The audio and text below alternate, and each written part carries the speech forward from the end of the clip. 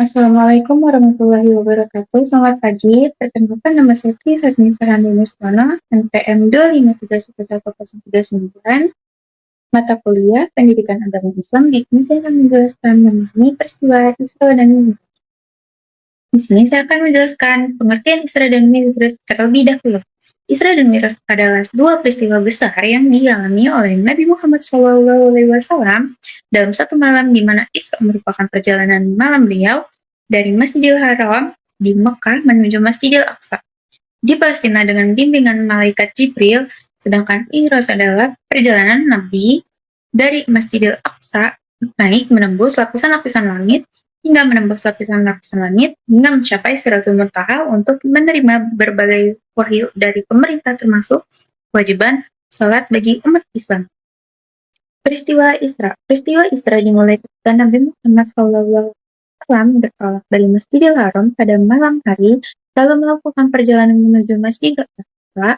Dengan izin Allah, setibanya di Masjidil Aqsa, Nabi menjadi imam bagi para nabi terdahulu dalam sebuah salat berjamaah. Sebuah peristiwa yang menegaskan kemuliaan beliau sekaligus menunjukkan kesatuan risalah para nabi yang sama-sama membawa ajaran tauhid. Waktu terjadinya peristiwa Isra dan Mi'raj terjadi pada malam 27 Rajab, beberapa waktu sebelum Nabi Muhammad SAW melakukan hijrah ke Madinah, dan dianggap sebagai salah satu mukjizat terbesar yang diberikan Allah Subhanahu wa Ta'ala kepada beliau sebagai penghibur sekaligus penguat hal di tengah ujian berat dakwah yang sedang dihadapinya. Kronologi Isra. Pada peristiwa Mi'raj, Nabi Muhammad SAW naik dari Masjidil Aqsa menuju langit, bertemu para nabi di setiap tingkatan langit, dan akhirnya menerima perintah sholat 5 waktu sebagai kewajiban bagi umat Islam.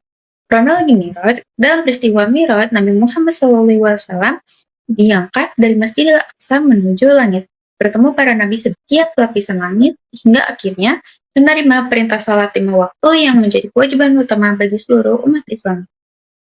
Nabi-nabi yang ditemui dalam perjalanan Mi'raj, Nabi Muhammad SAW bertemu dengan para nabi di setiap lapisan langit, dimulai dari langit pertama bertemu Nabi Adam, langit kedua bertemu Nabi Isa dan Nabi Yahya, langit ketiga bertemu Nabi Yusuf, langit keempat bertemu Nabi Idris, langit kelima bertemu Nabi Harun, langit keenam bertemu Nabi Musa, dan di langit ketujuh bertemu Nabi Ibrahim yang bersandar di Baitul Ma'mur. Hikmah Isra dan Mi'raj.